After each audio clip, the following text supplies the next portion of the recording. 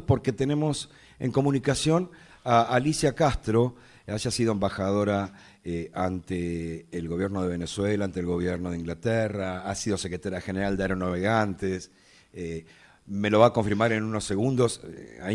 Cuando era muy joven ya militaba cerca del padre Carlos Mujica.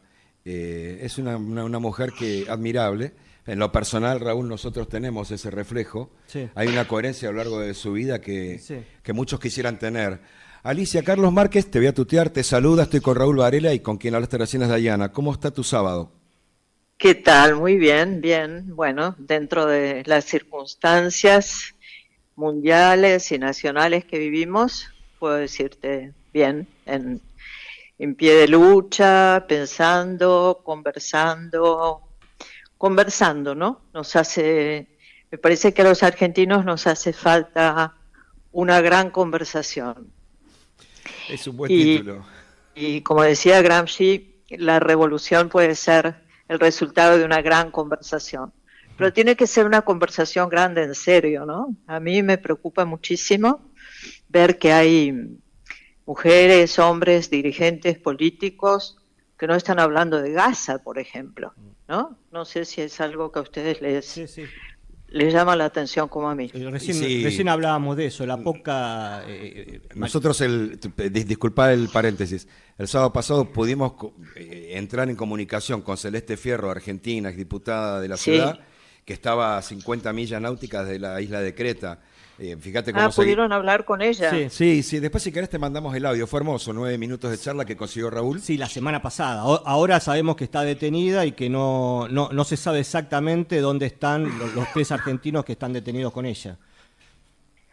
La última noticia que tengo es que se han contactado con sus abogados y con los abogados de todos, ¿no? Sí. Y que están en prisión, que bueno, como sabemos, esa especie de energúmeno que es el ministro de Defensa israelí los humilló llamándolos terroristas. Terrible. Los hicieron arrodillar, les ataron las manos y ahora aparentemente estarían haciendo una huelga de hambre. Sí, pero qué mundo, ¿no? Que es en el que vivimos. Se hizo una presentación en Cancillería acá, pero la contestación del gobierno nacional fue que están siguiendo los protocolos correspondientes para reclamar la libertad de los argentinos. No sabemos cuáles son esos protocolos, pero bueno. Bueno, pero además, ¿qué podemos esperar de este gobierno que es un aliado incondicional de Netanyahu, ¿no? Claro. Y lo que estamos viviendo... Miren, en el 2020 yo soy parte de una organización internacional que se llama la Internacional Progresista. En el 2020 hubo la primera conferencia mundial que tuvo que ser por Zoom porque ya estábamos en pandemia. Y ahí Noam Chomsky, uno de los grandes pensadores de nuestro tiempo, lamentablemente creo que está ahora ya muy anciano y no estaría haciendo declaraciones después de una larguísima vida de intelectual comprometido, militante. Él dijo 2020, ¿no? Dijo, estamos en una confluencia inédita de crisis de extraordinaria gravedad, no solo la sanitaria, estábamos en la pandemia, desmoronamiento de las democracias, en emergencia climática, no lo llama cambio climático, lo llamamos emergencia climática, o medioambiental o socioambiental, y al borde de una guerra nuclear. Entren en pánico. Nunca me olvidaré de esas palabras. Los traductores estaban ahí confusos, pensaban que había dicho no entren en pánico. Él tuvo que aclarar que dijo entren en pánico. Noam Chomsky 2020. Muchos no creían que estábamos al borde de una guerra, ¿no? No, pero vos sabés que la semana pasada acá, justamente antes de hablar con Celeste, juntamos de la Asamblea de Naciones Unidas el audio del rey de España, el audio de de Boric de Chile, que fue formidable, el de Gustavo Petro. De México también. Juntamos varios audios y los pasamos. Y después pensábamos, decíamos con Raúl, pero es una buena pregunta para hacerte a vos, Alicia. Había representación de todas de Lula, había representación de todas las naciones del mundo y todos hablan de genocidio. ¿Y qué pasa? ¿Qué pasa? ¿Vos conocés esos lugares? El lobby israelí es muy, muy poderoso. Ha habido recientemente unas revelaciones de que Israel paga a 60 o 70 influencers que tiene por el mundo, aparte de los grandes medios de prensa internacionales que están casi todos tomados o semitomados por el sionismo. Hablaba de unos influencers a los que les paga $7,000 por tweet, ¿no? Entonces, se trata de una gran presión, porque además lo que está pasando es monstruoso. Yo tuve la oportunidad de estar este año en Sicilia en una conferencia de Francesca Albanese, la relatora de Naciones Unidas para Palestina, y presentó su libro, Mientras el mundo duerme, y pude conversar un poco con ella. Y ella dice que estamos viviendo en el apocalipsis, coincido, y habla, ¿no?, de cómo sería importante que todos y todas tomemos conciencia para hacer cada uno lo que pueda y cada uno lo que sepa.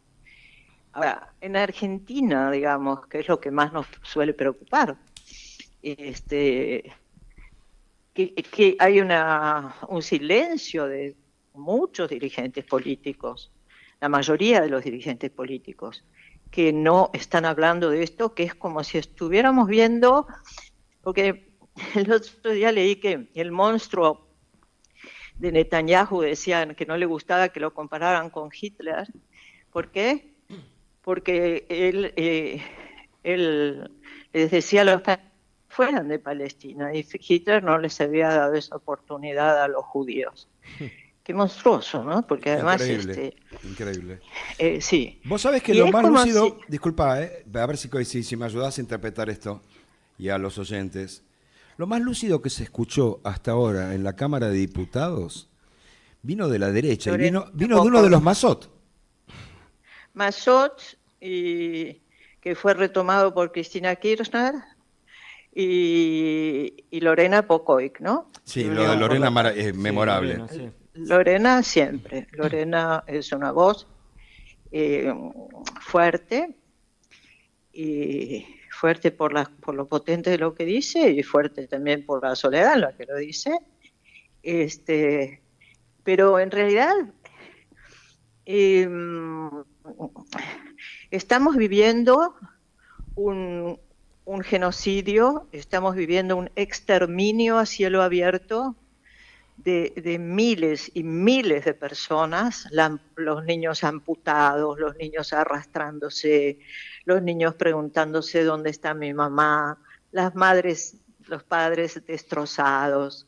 Lo estamos viviendo como si hubiéramos estado viendo videos de Auschwitz, y no se resuelve. No lo ha resuelto el derecho internacional, no lo han resuelto las organizaciones políticas y no lo ha resuelto, por cierto, las Naciones Unidas, ¿no? Entonces hay muchos que se están prestando ahora, para mi sorpresa, pero estamos en un momento donde, francamente, compañeros, me parece que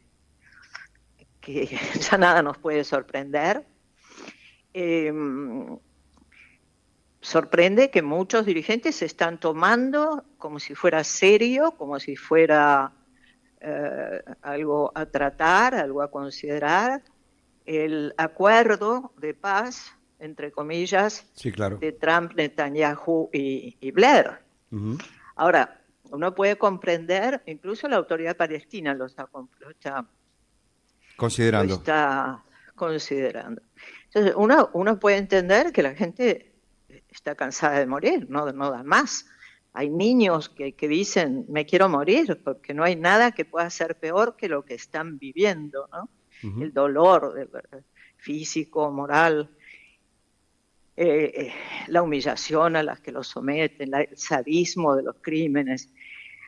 Pero uno puede comprender que lo están sufriendo quieran de algún modo u otro decir basta, pero Sí. lo que no puede comprenderse es que haya dirigentes políticos que estén considerando seriamente un protectorado diseñado por Netanyahu y Trump en cabeza además de Tony Blair. Tony Blair es un criminal de guerra responsable directo de la guerra de Irak y de las mentiras que se publicaron y que se aseguraron desde el gobierno del Reino Unido y de Estados Unidos de que había armas químicas para justificar la guerra y los crímenes de Irak.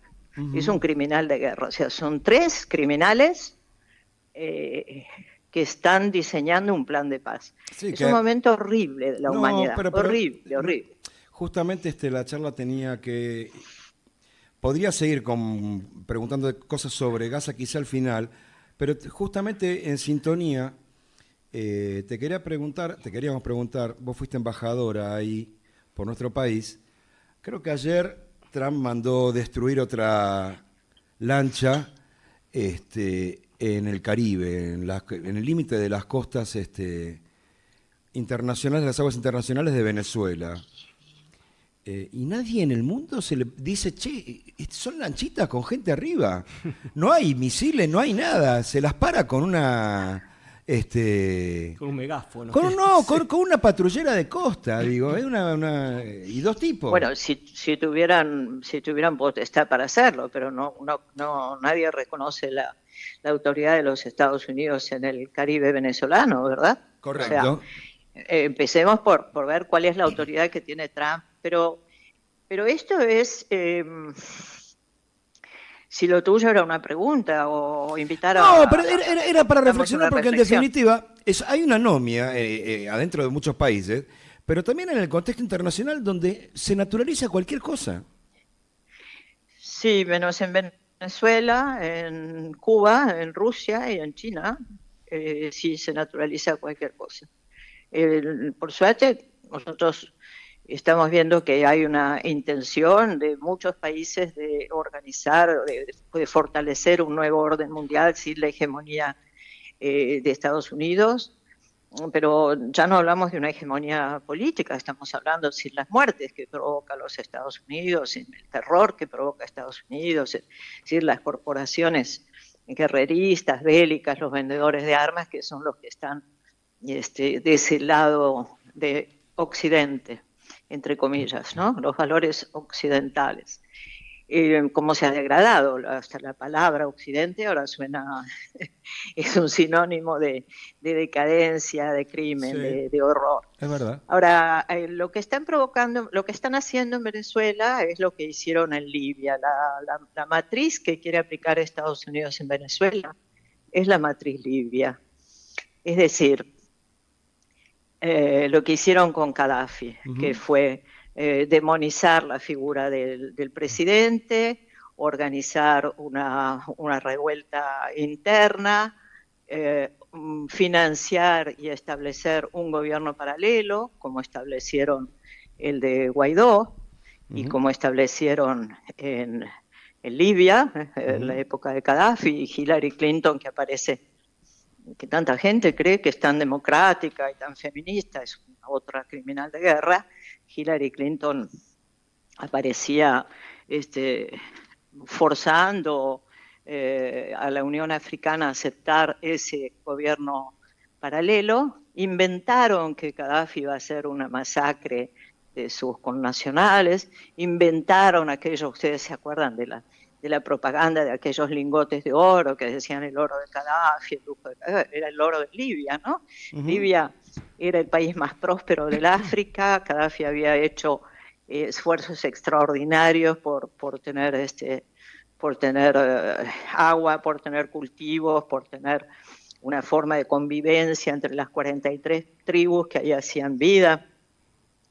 Yo conocí a Gaddafi en una cumbre en Margarita, donde estaba Cristina Kirchner como presidenta, estaba Lula, estaba Correa. Gaddafi era admirado por sus pares de la Unión Africana. En fin, y no te estoy hablando del siglo pasado, creo que era el año 2011 o algo por el estilo. Y una cumbre de América Latina y África, una cumbre energética en la isla de Margarita. Y después lo mataron como, no me gusta decir como un perro, pero fue eso. Lo mató. Fue eso, fue terrible. Fue terrible. Ustedes se acuerdan de esa imagen de un joven con un gorro de los Yankees que lo torturaba, que le pegaba en la cabeza, y Gaddafi, sangrando desde el piso, le preguntó: ¿qué te he hecho? ¿Qué te he hecho? Una pregunta que queda ahí latiendo, sonando sin respuesta. Ese esquema que armaron junto con un engendro que pretende introducir los Estados Unidos en el derecho internacional, que se llama el derecho a proteger. Suena muy bonito, pero de lo que se trata es el derecho de cualquier nación a proteger los derechos humanos en algún otro país donde estén siendo violados. Ahora, ¿quién usa ese supuesto derecho a proteger? Por supuesto, los Estados Unidos, sí, claro. ¿No? A nadie se le ocurre que sea, por ejemplo, Venezuela o Argentina o Brasil quien pueda intervenir con el derecho a proteger los derechos vulnerados en Palestina, por ejemplo. Entonces, usaron ese argumento del derecho a proteger para intervenir en Libia, para intervenir efectivamente en Libia. Fue la primera vez que fue usado como argumento de derecho, y es lo mismo que quieren aplicar en Venezuela. Yo tuve oportunidad de acceder a un documento, después se los puedo pasar porque está publicado, un documento que reveló Edward Snowden, un documento del año 2004 de todas las agencias de seguridad de los Estados Unidos, que establece que hay 6 países que son objetivo estratégico permanente de los Estados Unidos. El mundo es un objetivo estratégico de los Estados Unidos, ¿no? Pero claramente 6 países en particular, Rusia, China, Corea, Irán, Irak y Venezuela. Un solo país de América Latina. Y expresa ese documento que de la cantidad de agentes y de recursos materiales y humanos que iban a disponer para evitar que creciera la influencia de Venezuela y en ese momento de Hugo Chávez en la región, y que pudiera afectar negativamente los intereses de los Estados Unidos en los aspectos comerciales y especialmente energéticos. Entonces, así como aquella frase famosa de es la economía estúpido, de lo que se trata es del petróleo, ¿no? Es el petróleo estúpido. O sea, no hace falta hacer un curso de geopolítica para entender que lo que los Estados Unidos pretende es quedarse con apropiarse del petróleo de Venezuela, que tiene una riqueza enorme y una reserva enorme de petróleo, no solo la más importante de la región, sino una de las más importantes del mundo. Entonces, de eso se trata, y quieren inventar, así como le inventaron las 1001 cosas a Hugo Chávez, que fue un líder extraordinario, el único que fue capaz de decir: maldito seas Estado de Israel, maldito seas Estado de Israel, dijo Hugo Chávez cuando el gobierno de Israel había justamente asesinado a otros miembros que estaban en una misión solidaria parecida a la de la flotilla. Así como inventaron de todo de Hugo Chávez, como Obama inventó, hizo un decreto de que Venezuela representaba una amenaza inusual y extraordinaria para los Estados Unidos, pero es risible. Venezuela, además, por supuesto no tienen ninguna base militar en ninguna parte del mundo y nunca salieron de las fronteras venezolanas. Nadie, salvo Simón Bolívar, a meterse con otro país o con otro estado o organizar una revuelta o una guerra. Sin embargo, lo consideraban una amenaza para establecer sanciones, para dificultar de un modo que durante un tiempo fue muy grave las carencias que tuvieron los ciudadanos venezolanos en materia de alimentos, en materia de medicamentos. Eso, por supuesto, alentó la oposición, una derecha brutal que tiene Venezuela con María Corina Machado y otros dirigentes de derecha que son más democráticos, y que alentaron un golpe, así como aquel golpe que intentaron hacerle a Chávez para derrocarlo. Y Maduro lo está luchando muy valientemente. Yo estuve 2 veces este año en Venezuela y pude ver un pueblo absolutamente cohesionado tras la voluntad del presidente constitucional de defender su soberanía, de defender la nación. La última reflexión que te vamos a pedir, desde ya te agradecemos tu tiempo, el corte de audio de esto mañana te lo haremos llegar. ¿Cuánto cuesta desarmar frente al mundo las iniquidades que a veces cometen los países, puntualmente el nuestro, hoy día votando en soledad con Israel y Estados Unidos en Naciones Unidas, cosas que contradicen a ciencia cierta, a historia, a doctrina, la política histórica del país? Yo creo que va a costar mucho. Nosotros estamos gobernados por una runfla de delincuentes, ¿no? Una runfla de delincuentes, unos oportunistas que se hicieron pasar por novedades de la política, traen la resaca de la política, como Macri, como Esper, como la nefasta Patricia Bullrich, sumado a una cantidad de gente que evidentemente ha tenido una esperanza. Yo creo que, mira, el trabajo nuestro, el trabajo de todos los militantes, desde cualquier parte, desde cualquier lugar que estemos, es el de hacer pedagogía política, ¿no? El de hacer pedagogía política, el de tratar de hacer entender de qué se trata, cuáles son nuestros derechos, cómo podemos hacer prevalecer la verdad, sobre todo porque estamos en un momento muy crítico, es un momento de lucha del bien contra el mal y del mal contra el bien. Si uno ve, por ejemplo, un plan de paz para los palestinos que están siendo amputados, desangrados, incendiados vivos, un plan de paz hecho por Netanyahu, por Trump y por Tony Blair, parece satánico,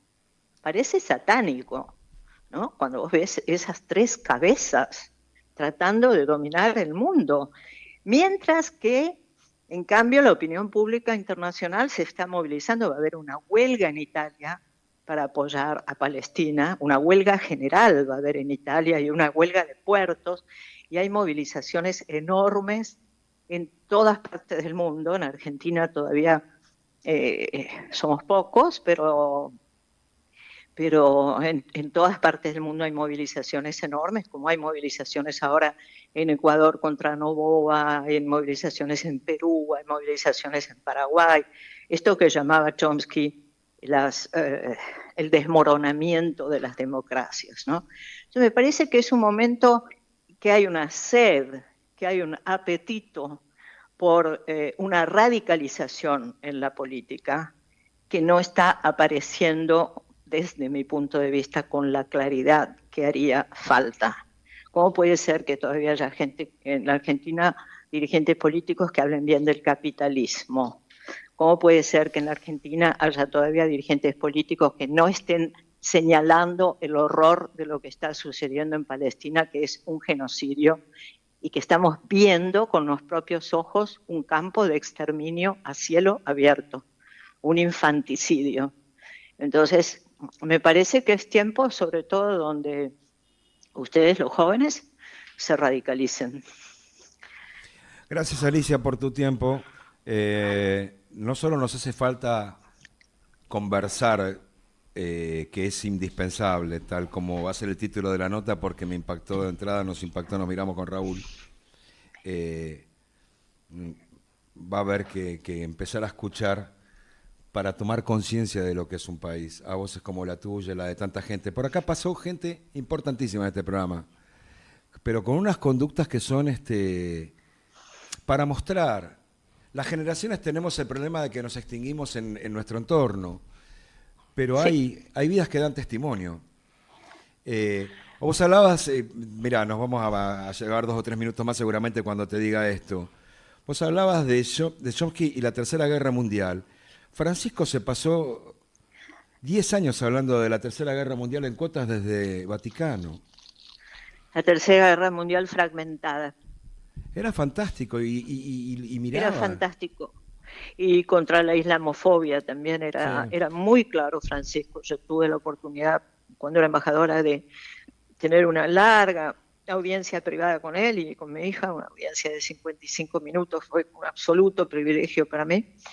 Y sobre todo, lo que me llamó la atención fue ese concepto temprano, digamos, en el 2003, 2004, hablaba de una guerra, que ya estábamos viviendo en una tercera guerra mundial fragmentada. Ahora, si al mismo tiempo vos tenés dirigentes políticos que no la mencionan, que miran para otro lado, es decir, Perón decía que la geopolítica es la política, pero no es porque uno tenga la suerte, porque es una suerte, un honor, una oportunidad de que hemos tenido la oportunidad de estar allí, la oportunidad de verlo, la oportunidad de aprender, la oportunidad de entender, que muy poca gente lo tiene, porque la mayoría de la gente está preocupada, muy preocupada sobre cómo llegar a, ya no te digo a fin de mes, sino al 15. Entonces, los que tenemos esa oportunidad tenemos una responsabilidad y tenemos una obligación, ¿no?